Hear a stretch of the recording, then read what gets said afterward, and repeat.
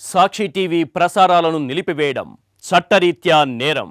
సాక్షి TV ప్రసారాల కోసం మీ స్థానిక cable ఆపరేటర్ను వెంటనే సంప్రదించండి. డిటిహెచ్లో ఇంటర్నెట్లో కూడా సాక్షి టీవీ ప్రసారాలను వీక్షించవచ్చు. జూబ్లీహిల్స్ బైపోల్ ప్రచారంలో పార్టీలన్నీ స్పీడ్ పెంచాయి. ఓటర్లను ప్రసన్నం చేసుకునేందుకు అభ్యర్థుల తరఫున ప్రధాన పార్టీల ముఖ్య నేతలంతా రంగంలోకి దిగారు. క్షేత్రస్థాయిలో ఎన్నికల ప్రచారంలో పాల్గొంటున్నారు. అటు సీఎం రేవంత్ రెడ్డి, కేటీఆర్ రోడ్ షోలతో దూసుకుపోతుండగా ఇటు కిషన్ రెడ్డి సైతం ఇంటింటా ఎన్నికల ప్రచారం నిర్వహిస్తూ దూకుడు పెంచారు. జూబ్లీహిల్స్ ఉప ఎన్నికల ప్రచారంలో పాల్గొన్నారు ముఖ్యమంత్రి రేవంత్ రెడ్డి. కృష్ణకాంత్ పార్క్ నుంచి భారీ ర్యాలీ నిర్వహించారు. ఈ సందర్భంగా బీఆర్ఎస్, బీజేపీ పార్టీలపై విమర్శలు గుప్పించారు. గత ఎన్నికల్లో బీఆర్ఎస్ పార్టీని గెలిపిస్తే ఏం అభివృద్ధి చేశారని ప్రశ్నించారు. అభివృద్ధి కావాలంటే నవీన్ యాదవ్ను గెలిపించాలన్నారు. జూబ్లీహిల్స్ ప్రజలకు కావాల్సింది సానుభూతి కాదని అభివృద్ధి కావాలన్నారు సీఎం రేవంత్. ఈనాడు సెంటిమెంట్ కాదు, జూబ్లీహిల్స్ లో అభివృద్ధి కావాలి. అభివృద్ధికి నవీన్ యాదవ్ని గెలిపించండి. 2 నెలల్లో మా మంత్రులు వచ్చి నా దృష్టికి సమస్యలు తెస్తే 100 కోట్ల రూపాయలు ఇక్కడ నేను మంజూరు చేసిన. మరి ఆ పనులు అర్ధాంతరంగా ఆగిపోవాలన్నా?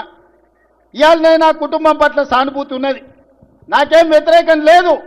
కానీ ఇవాళ 3 సార్లు గెలిచినప్పుడు ఈ ప్రాంతానికి మేలు జరగనప్పుడు రేపు 4వసారి గెలిచి ఈ ప్రాంతానికి మేలు జరుగుతుందా? మీరు ఆలోచన చెయ్యండి. జూబ్లీహిల్స్ నియోజకవర్గం షేక్పేట్లో బీఆర్ఎస్ వర్కింగ్ ప్రెసిడెంట్ కేటీఆర్ ఉప ఎన్నికల ప్రచారం నిర్వహించారు. గత ఎన్నికల్లో కాంగ్రెస్ ఇచ్చిన హామీలు ఒక్కటి కూడా నెరవేర్చలేదని అన్నారు. ఓట్ల కోసం వస్తున్న కాంగ్రెస్ నాయకులను హామీల గురించి అడిగి నిలదీయాలని కోరారు. అబద్ధపు హామీలతో గద్దెనెక్కిన కాంగ్రెస్ కు బుద్ధి చెప్పాలని కేటీఆర్ ప్రజలకు సూచించారు.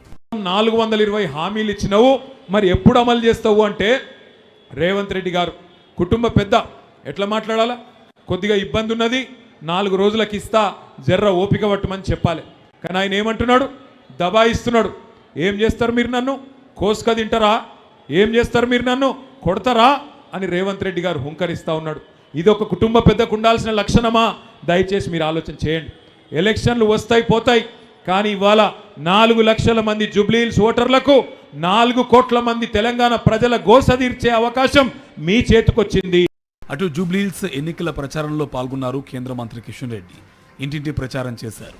బీజేపీకి ఓటు వేయాలని ప్రజలను కోరారు. కాంగ్రెస్, బీఆర్ఎస్లు ప్రజలను మోసం చేశాయని అన్నారు.